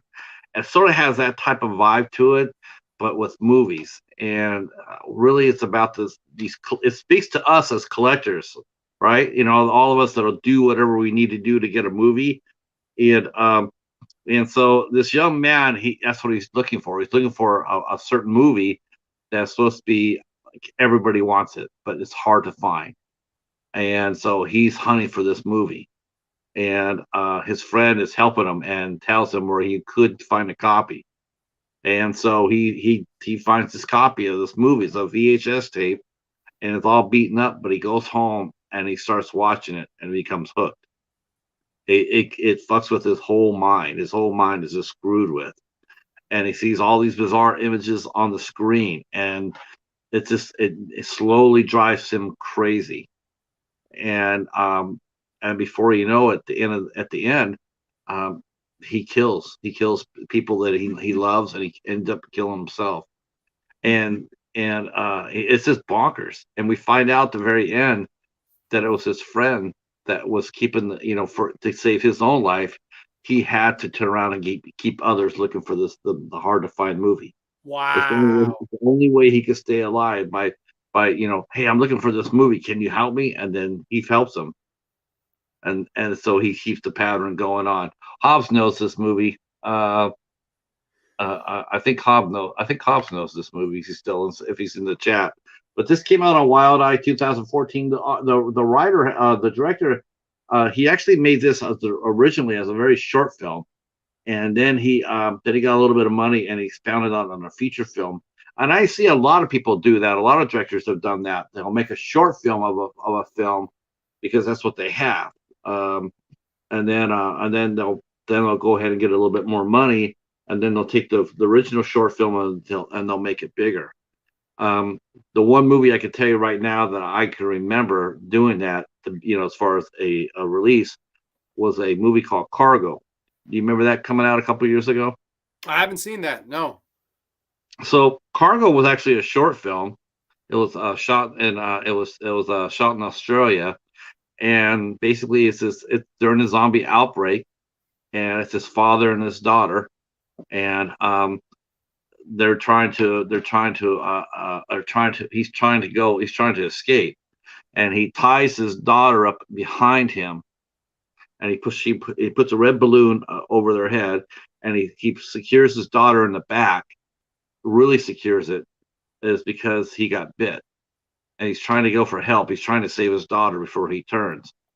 So he's walking across where he thinks that he's going to for sanctuary, but he's slowly dying. And so he's trying to reach help before he turns, so they can save his kid. It's really intense. It's brilliant. And then they turned around and they made it into a feature-length film with Martin Freeman in it as the role. I don't know why they replaced him. They replaced the original actor, but they put Martin Freeman in there. Hobbs is in there saying, "Hell yeah!" So Hobbs knows about this too. There's some other great Wild Eye movies about that. This is one of those. This is one of those boutique labels that we see people talk about Wild Eye movies. Some people don't like them very much. Some people love them. I'm in the middle. I mean, they're about I don't know 60-40, 40% hit, 60% miss for me. Yeah. But the ones that they do hit though, outstanding.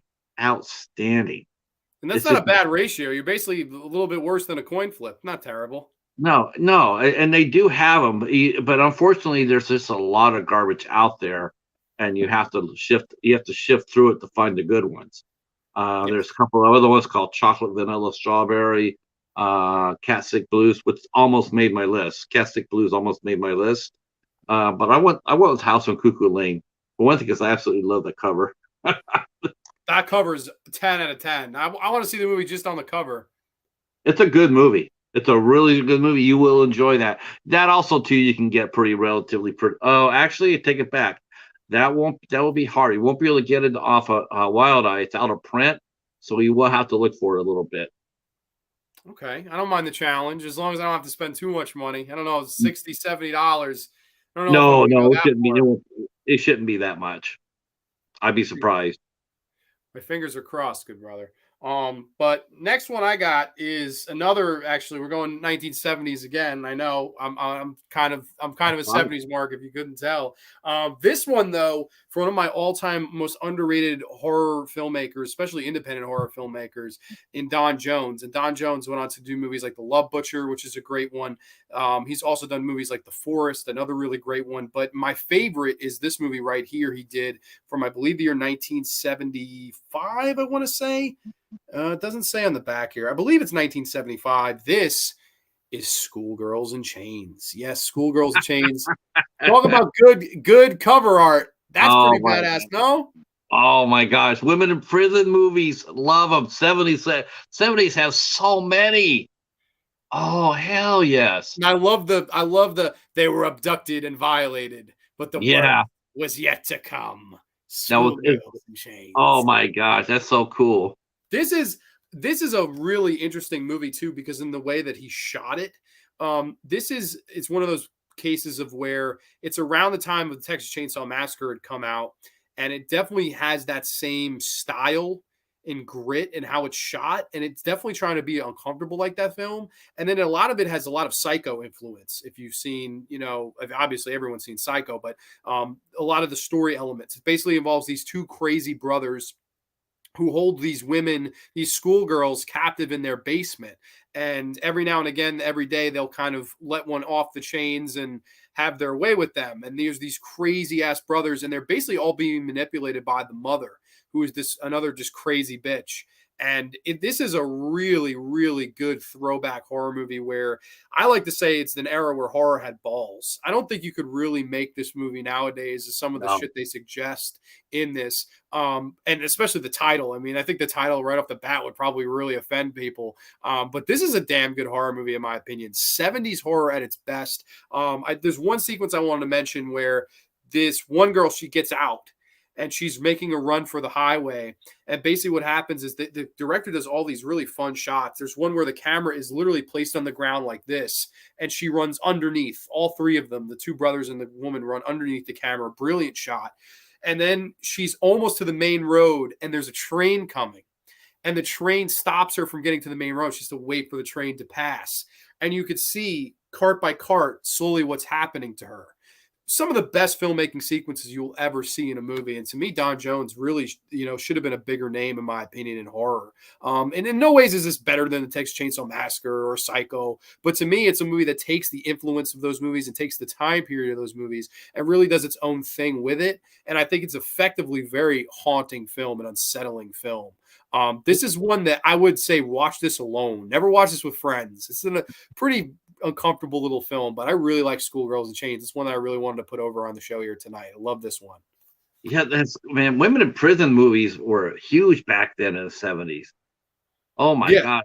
Yeah. Pam Grier did a ton of them. Linda Blair ended up doing those when she got a little older. She did a lot of women in prison movies. Sybil Shepherd, Phyllis Davis. I mean, you name it. Anybody, and that was, anybody was doing those movies back then. That's where the term exploitation came from, for sure. They were all exploitation movies. Yeah, and that's the thing. You would think you get a lot of sleaze in this, and there's nudity in this, but this is really an uncomfortable. It's not really sleazy for fun. There's no real fun to be had here. This is a really disturbing movie, and they're not even in a prison. They're really just in this basement. And they're chained up by these brothers, and just every now and then it's like, okay, Stevie is one of the main girls. Stevie, come upstairs. We're having you today. It's messed up. They starve them and shit. Like it's a real tough watch. It's some disturbing movie, but yeah, no, like you said, exploitation personified. This is an exploitation horror film, and man, I'm a huge exploitation fan. Whether it be movies like this, Blood-Sucking Freaks, I'm a big exploitation driving horror guy, and this one right here, it's top notch to me. I love Don Jones. I think he's great. Let's see. Gizmo's is sitting there saying Schoolgirls in Chains was called Schoolgirls Massacre. Massacre. Yeah, it could be in Norway. Wow. Now is that what label put that out? I believe this was also Kino. I'm going to double check though. No, this was Code Red. Code Red put this out. They put out a lot of Don Jones stuff. Love Butcher's another really good one. I think he's a great cult filmmaker. He just sadly passed away less than a year ago. I would have liked to have had him on the show before he passed, but man, his movies, I'm a big student of them. I mean, I'm a huge fan. I think the guy was really underrated. Seemed like a really cool, down-to-earth guy too. Well, so my fourth film is one that a lot of people have actually heard me talk about. I have talked about this movie before. I really love this movie. I really do, and Saw 2 made me a fan for life, but this movie is just like, I think it's just beyond. This is one of those movies that you sort of wish they would make a franchise out of, but they didn't. You sort of wish they did. It's like, sure. Yeah, I would have liked to seen it. And that is Avatar. This was directed by Darren Lynn Bousman and starred Jessica Lowndes. Jessica Lowndes. She's Angel, beautiful. If there ever was one on this earth. Definitely. It's a wonder why she's not a bigger star than what she is. Truly. Yeah, she's beautiful, man. That's one of the most beautiful women on the planet. I don't know why she's not more known. Like, she's really good looking. She does a lot of Lifetime, not Lifetime, Hallmark movies. Yeah, she's a big Hallmark. There's a lot of horror. There's actually a lot of horror movies the girls have done there. In fact, one of my favorite Screen Queens who's done horror is now a Hallmark actress, Crystal Lowe. She did. Sure, I love Crystal Lowe. She's in a ton of Wrong Turn 2. You interviewed her. I watched that actually. It was a really good episode. She's cool as hell. And she does a lot of those movies too. So, and Jessica Lowndes, I mean, she did it. Merritt Patterson did it. She was in a great werewolf movie called Wolves with Jason Momoa. Terrific movie. And then she ended up doing Hallmark movies as well. It's like, they cut their teeth and then they move on. And that's our loss. But this is a fantastic movie. The premise is crazy good. Um, it's basically a group of cultists. Basically, they go around to mass murders. They hear about a mass murder in a house, and they will go and they'll buy the room. They'll get the room that where all the murders were at, and then they take that room and they connect it to the other house. So every single house you walk into has been a murder room, and every single room that's in there is haunted. Yeah. And it's an absolutely imagine the Winchester house, but with with a horrific origin. Sarah Winchester built the house as a way to forgive her family for for creating the Winchester rifle, and she felt like she needed to keep building on the house or she would die, because of the sins of her gun, of her family made, the money her family made from the gun. This one here is just absolutely like, okay, well, we're going to go ahead and we're going to celebrate every mass murder that took place, and we're just going to put every room together, make one giant house. It's not for a tourist. They're not doing it for tourism. They're not, it's not anything like that. They're just putting them together, and all the houses, every single room has its own ghost. I love this movie so much. This is one of Darren Bowsman's best efforts. The cast is outstanding, including Dayton Cali. Dayton Cali deserved a movie. He's the main reason why I wish they would have made a second movie. His lead character, the leader of the cult, outstanding. And he's not the only one in this movie. The incredible Lynn Shay is also in this. Now, what horror movie with Lynn Shay? You can't. She's. I think she was in Insidious. She was the and main. Elm Street. She was in the original Elm Street as the teacher. Elm Street, and she's the leader in Insidious as well. She's amazing. She's wonderful. Yeah, no, everyone you just mentioned in that cast is wonderful. It's funny, this one I have seen, and I can remember just the opening credits, how violent it is, and how these people are getting brutally murdered and drowned in hammers, and holy shit, like this is a pretty scary film. I would say like this has got to be one of Darren Lynn Bowsman's best. It's funny, they promoted it from the guy that saw 2, 3, 4, whatever. And funny enough, they brought him back to do Spiral. But Abattoir, I think, is a really good movie, a movie that needs to be talked about more. And unfortunately, he fell into a little bit of a black hole as a director after those Saw movies. Didn't he do 11-11-11? And it went so bad he tried to Alan Smithy himself from it. Did he do that? Because I know James Collinsack did. He did 13-13-13.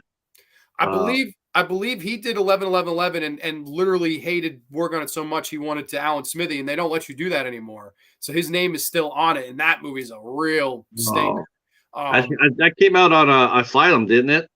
Yes, it did. It did. Yeah. And I remember being excited because I was like, oh, let's see what this guy does now. Now he's done all his Saw sequels. He's gotten the chance to do something original. And then, of course, but I don't know if I could really blame him from that, especially if he doesn't want the credit for it. So, I mean, it is what it is. But no, this one right here I really like. I would have to agree with you. I think this is a damn good movie.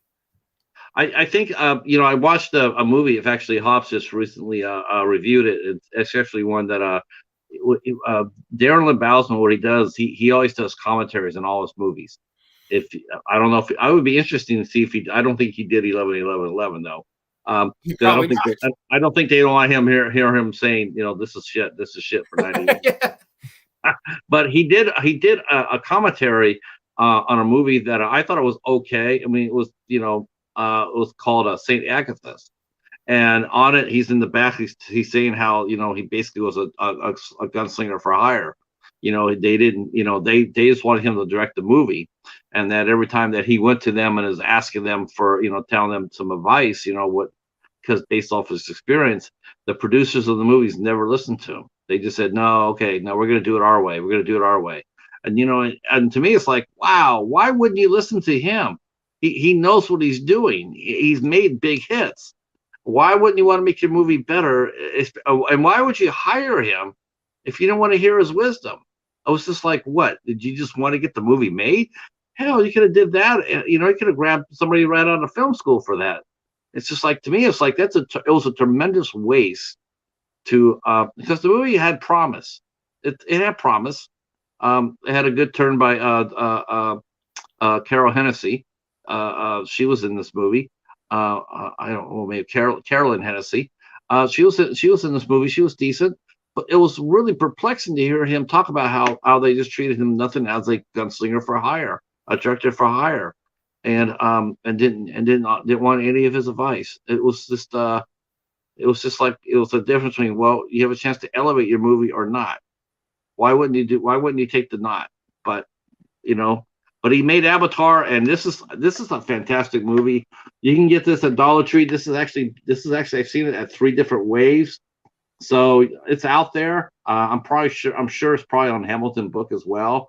But this movie can be had for real easy, and probably for real cheap actually. But movie is highly recommended.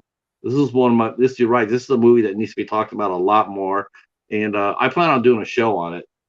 Good. Sometime. I hope you do, because I really like that one as well. That's one of so far of the 4 you've done. That one I have seen, and I will absolutely agree. And it's damn creepy. I think that's the main selling point for me. I think it's a very effective in its scares. I had one more here that I was planning on doing, but since you called one audible, I figure maybe I call one.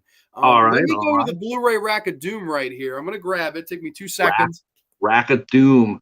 Thank you guys for hanging out with us tonight, man. I hope you're really enjoying this as much as we are bringing it to you. And of course, feel free to drop down your put down your favorite hidden gem too. My peepers are sort of on the fritz tonight, which is why I've not really been into the chat. It's not because I'm ignoring you; it's that my peepers are tired. So I'm having a hard time picking up the chat today. Let's see. Mr. Dan is here. Glad you're here. Hey, Dan. Thank you, Betty. I appreciate that. Oh, yeah, absolutely. Thank you, Betty. I appreciate that. So what you get for your Audible? So okay, last one will be mentioned on the show tonight. I figure we did an Italian film. We got to throw a French film in here. And this is from, of course, writer-director Jean Rollin. This is from 1982. This is The Living Dead Girl. Yes. Very underrated zombie movie, and one that I would dare to say is in my top 10 of all time. I think this is a wonderful film, and if you do not want to buy the physical media, you can actually go ahead. I believe this is on Tubi TV, so you could watch this for free if you wanted to. Now, this is a damn good movie. Basically tells the story of these 3 people that are trying to rob graves, and they go down to this like kind of cellar where there's all these dead bodies. Basically, they knock over this vat of chemicals. It leaks onto this woman's grave right here. And basically, she comes back from the dead and has an insatiable thirst for blood. And basically, she goes back to her home, which is this giant, Victorian mansion. And there she runs into this childhood friend who's actually her lover. And it is this other woman named Marie. And basically, the 2 of them together, they start setting up victims in order to keep the living dead girl alive and thus can rekindle their love. And this is a gory film, really, truly gory. But in a lot of ways, I think this is a film talking about the horrors of love and what you would do for a loved one. Just how far would you go to push those boundaries and push that envelope to keep what you have with someone alive. And to me, it's a really deep horror film. I really enjoy this one, in all its glory. I think this is a really good film from Jean Rollin. Has a really great music box score and a truly haunting ending, one that I don't want to really ruin for people. But if you like gore, if you like psychological horror, romance and horror, this is a grand film and arguably my favorite from Jean Rollin. Of course, he's done The Grapes of Death, A Zombie Lake, which we all want to forget about. That's the worst Jean Rollin film. But this one just might be my favorite. This was put out by Redemption. I believe also their stuff is sold by Kino and the Kino sales, if you want to get in on this. Highly recommend this movie, The Living Dead Girl. I don't know if you've seen it, but highly recommend it. I read about that after you told me about that, and you're right. It's a very interesting movie. And the moral of the story is how far will you go? And it's funny. It's funny because I think about that, And one of the things too is like I think about more than people per se. You know, I don't how that's just it's a like how far should you go before you say goodbye? Like there's sometimes people try to be heroic, and they think they're doing the right thing.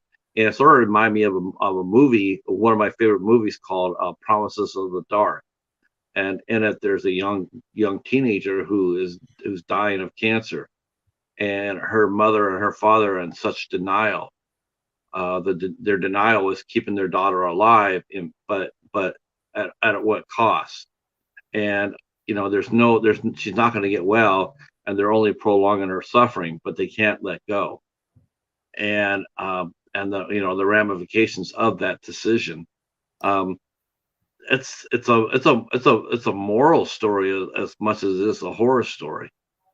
Yeah. Um, And you morals can be horrific, like you wouldn't think, like, in a selfish world, yeah, I would do anything to keep the one I love, alive, and I could be together with them. But at the cost of what? At the cost of murdering people, at the cost of, completely selling myself out and doing all these heinous acts. And know, I like that they don't really ever really make it as if these two are enjoying themselves. They do feel terrible about what's happening. And I think that adds an entire another layer.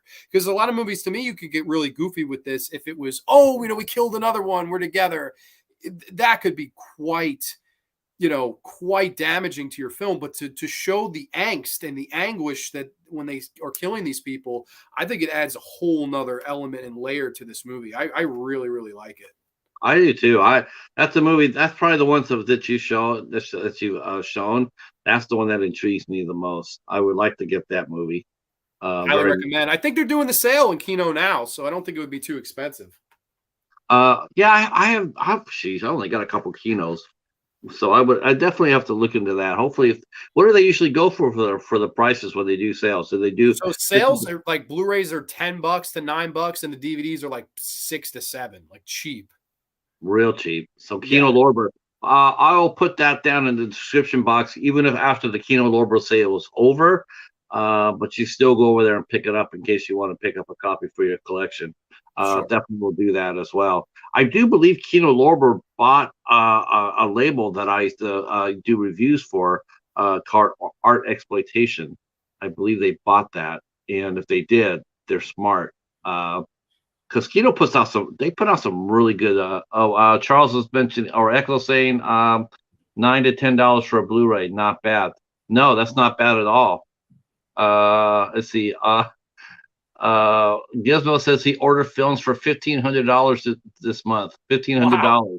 So I am broke till December. Oh, and to answer you, Gizmo, asking if these are both original one-sheet posters. This one's signed by Amy Steele, like right up here. It's signed by Amy Steele. And then this is actually a video poster, one sheet of Sleepaway Camp 3, both very hard to find. Well, this one's easy to find. This one's very hard to find. And if anyone out there knows is the original one sheet of Sleepaway Camp 2, if you ever see that and don't want to spend the money, you let me know, because I've been looking for my entire life for that one sheet. That's the holy grail of posters for me. I know that Gorphobe came in earlier, and he mentioned how much he loves your posters too, John.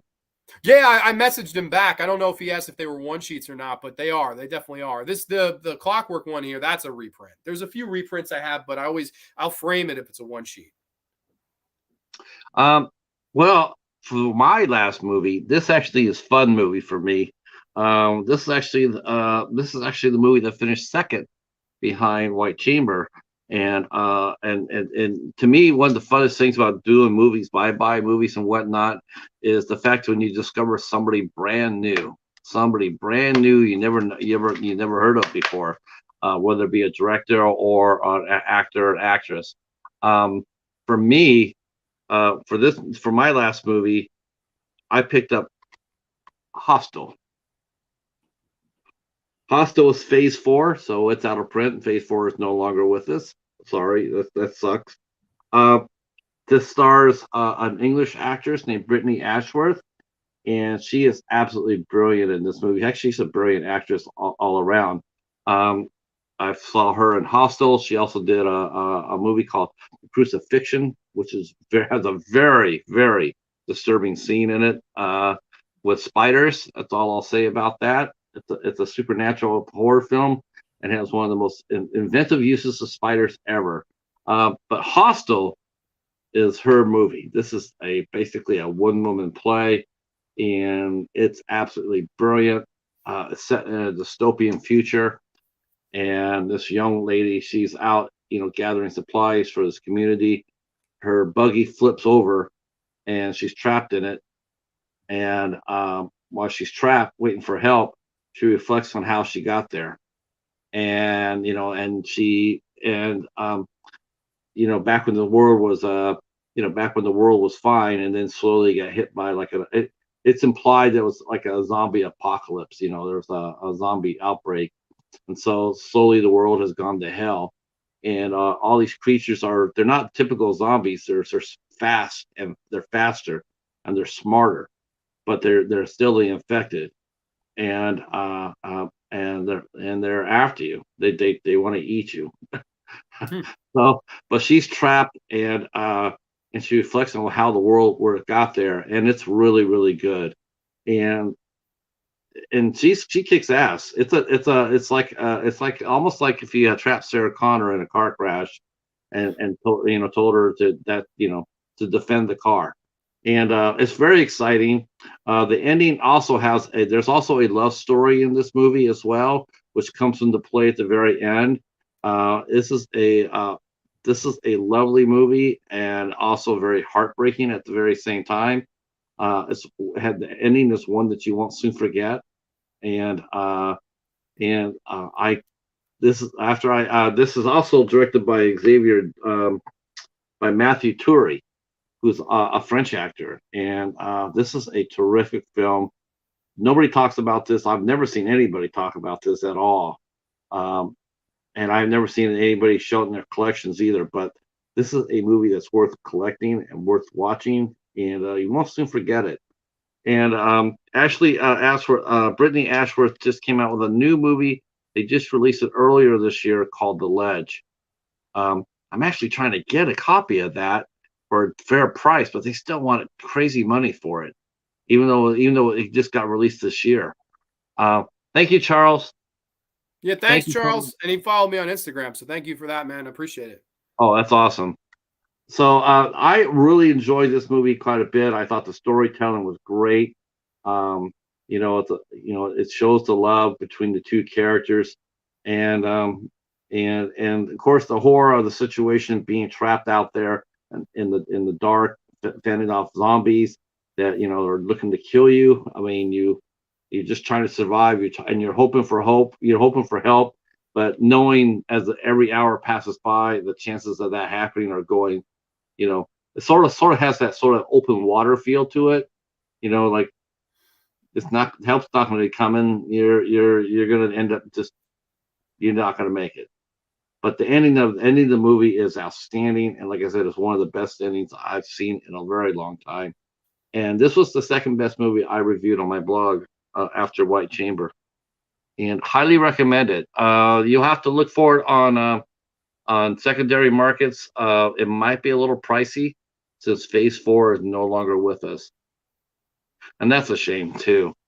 That's a shame. Some of these smaller distributors they're going out of business. They're truly hidden gems. You got to fucking look for them. Yeah, that's why they're hidden. That's why they're hidden, because they're not out there. You can't walk up to Walmart or Best Buy and buy. I think the only movie of mine that I think that you could actually just walk up there and buy off a website would probably be White Chamber, because that's only a couple years old. But everything else here, you're going to have to look. Maybe Avatar might be the easiest one after that. But Hostel, House on Cuckoo Lane, and The Unspoken, you're going to have to do a little bit of hunting for. But that's part of us being horror fans. That's part of us being film fans. It's the hunt. It's all about finding the movie for the best possible price. I really enjoyed this. I definitely want to do this again. I want to do it when the Bat comes back, and we definitely want to have you come back for this, because I absolutely love it. I think this was a lot of fun. It was well worth the wait, and And I can announce this here too, is that me and John's going to come back. He's going to come back November 1st, and we're going to do a proper 8 questions with interview with John about him and his channel and his love for horror and where that all came from. So John will be back with us sooner than later, which is always a good thing. Yeah. And No, of I course, just want to say thank you for having me on too, man. I had a great time talking all things horror with you too. It was a lot of fun. did you see? Have you seen? Just real quick, have you gone out to the theater? Have you seen anything out there right now? I mean, I would think that you saw Smile. Did you catch I Smile did. at all? Funny enough, I saw Smile last week. And I made a mistake because Wednesday was the Jewish holiday, so all the kiddies had the next day off. That was the most packed ass crazy theater I have seen in a long time, of all high school kids screaming things. Not the idealistic way to see a horror movie. Oh, But I didn't dislike it. I actually quite had a good time with it. You know, nothing original, very similar like It Follows and The Ring, like a curse movie, but a fun time at the movies nevertheless. I had a good time watching it. How about you? I'm gonna go. I was hoping to see it on Friday. I actually might get up there and see it tomorrow, because tomorrow everybody will be in class and everything else. So I can actually probably be able to sneak down and see a matinee. I definitely want to see it. I love It Follows. It Follows So do I. is one of the most original horror films I've seen in forever, and it definitely has the best score. Oh, Holy love it. shit, that score. My favorite horror movie the last 10 years, easily. Yeah, I mean, I can definitely see that. The score of that movie is outstanding, and that's it's a brilliant film. I don't know how anybody can hate on It Follows. It Follows is it's an amazing movie, and it's so intense. That ending, this is so damn creepy. Um, hi Cass, welcome in. We're talking about hidden gems. We're talking about hidden gems and horror films. And of course, I know you just got here and we just ended it, but you can catch us on the replay. What's going on with your channel on Thursday? Talk about your Thursday night show. Doing a fun 30th anniversary retrospective of the Candyman films. I just went back today, rewatched the original, and I love. And then we're going to get into the shit sequels, which I don't like any of them. So that is going to be a lot of fun. But yeah, my good buddy Don is coming on. We'll be discussing all things Candyman and like that. And also, I'd like to just say, if there's ever anything, down the road that I haven't discussed on my channel that you'd maybe want to come on a Graveyard for, you're more than welcome, Pat. I would like talking anything with you. Oh, sure, sure. You just let me know the date, and I will. Though I'll probably have to do something outside of Thursday, though, because I do my show Thursdays at 8 as well.